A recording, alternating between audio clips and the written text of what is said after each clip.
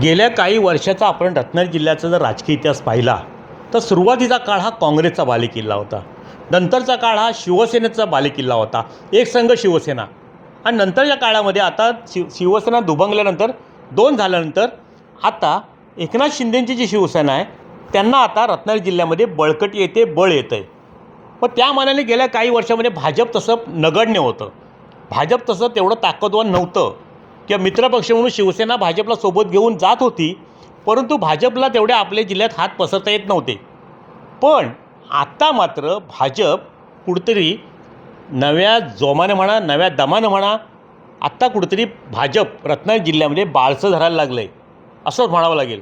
त्याचं कारण असं की भाजपला अनेक पदाधिकारी मिळाले, पण आता दक्षिण रत्नागिरी जिल्ह्याचा विचार केला ना, लांजा, राजापूर, संगमेश्वर, रत्नागिरी या 4 तालुक्यांचा, तर प्रशांत यादव यांच्या रूपाने जो जिल्हाध्यक्ष भाजपला मिळालेत त्यानंतरची भाजपची जी वाटचाल आहे ती दमदार वाटचाल आहे. कारण प्रशांत यादव यांनी भाजपची सूत्र हाती घेतल्यानंतर त्यांच्यावरती प्रदेशाचे रवींद्र चव्हाण असतील किंवा नेते मंडळींनी, मुख्यमंत्री देवेंद्र फडणवीस यांनी तो विश्वास टाकला आहे. त्या विश्वासाला पात्र राहूनच प्रशांत यादवांची राजकीय वाटचाल पक्षाच्या दृष्टीने अतिशय योग्य प्रकारे चालले. त्यांनी संघटनात्मक बांधणीवर भर दिला आहे. मंडल अध्यक्ष असतील किंवा आता SIR आहे, जनगणना आहे, जे जे पक्षाचे कार्यक्रम येत आहेत ते अत्यंत तंतोतंत प्रत्यक्ष जागेवर जाऊन बैठका घेऊन त्यांनी ते कार्यक्रम राबवलेत. आणि त्याचा आता कुठेतरी भाजपला त्याच्या आता प्रतिसाद म्हणा किंवा भाजपमधले आता त्याचं भाजपमध्ये कुठेतरी आता त्याची वाढ दिसायला लागली.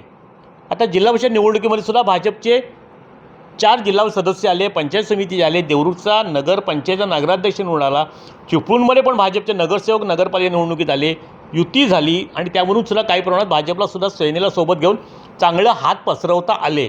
आता मध्यंतरीच्या काळात राज्याचे माजी मुख्यमंत्री आणि लोकसभेतील नेते आणि माजी केंद्रीय मंत्री नारायण राणे यांनीसुद्धा रत्नागिरीच्या दौऱ्यात प्रशांत यादवांचं कौतुक केलं होतं.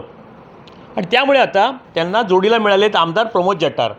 आणि त्यामुळे प्रत्यक्षात वरिष्ठ भाजपचे जे नेते मंडळी आहेत त्यांनी पूर्णपणे अधिकार या प्रशांत यादवांना दिल्याने प्रशांत यादवांनी चिपळूण, लांजा, राजापूर, संगमेश्वर, रत्नागिरी ह्या 5ही तालुक्यामध्ये भाजप बळकटीसाठी चांगले प्रयत्न सुरू केलेत. दुसऱ्या बाजूला सहकाराच्या माध्यमातून त्यांनी शेतकऱ्यांना एकत्र केलं, त्याच्यातून कुठेतरी रोजगार निर्मिती करण्याचा प्रयत्न केला आहे.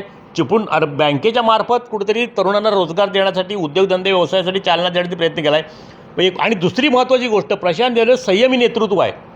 शिवसेनेला मित्रपक्षाला सोबत घेऊन जाण्याची त्यांची भूमिका आहे, जी वरिष्ठांची भूमिका आहे ती त्यांची भूमिका आहे. त्यामुळे येत्या काळामध्ये ना प्रशांत यादवांच्यावरती मोठी जबाबदारी येईल असं राजकीय नेते म्हणतात. प्रमोद जठार तर म्हणतात पुढचे आमदार प्रशांत यादवच असतील, तो भाग सोडा. पण एकंदरीतच ना दक्षिणेतली भाजपची जी वाटचाल नव्या जोमानं म्हणा किंवा जोरात सुरू आहे, त्याला जिल्हाध्यक्ष प्रशांत यादव यांची गेल्या 6 महिन्यातली राजकीय कारकीर्द, जिल्हाध्यक्षपदाच्या त्याच्यातून घेतलेली त्यांनी भूमिका ही पक्षाला मात्र कुठेतरी आता बळकटी देतं आहे असंच म्हणावं लागेल. टाईम डिले करता किशोर मोरे, रत्नागिरी. टाइम्स डिजिटलला लाईक करा, शेअर करा, सबस्क्राईब करा आणि बेल आयकॉन दाबायला विसरू नका. Times digital.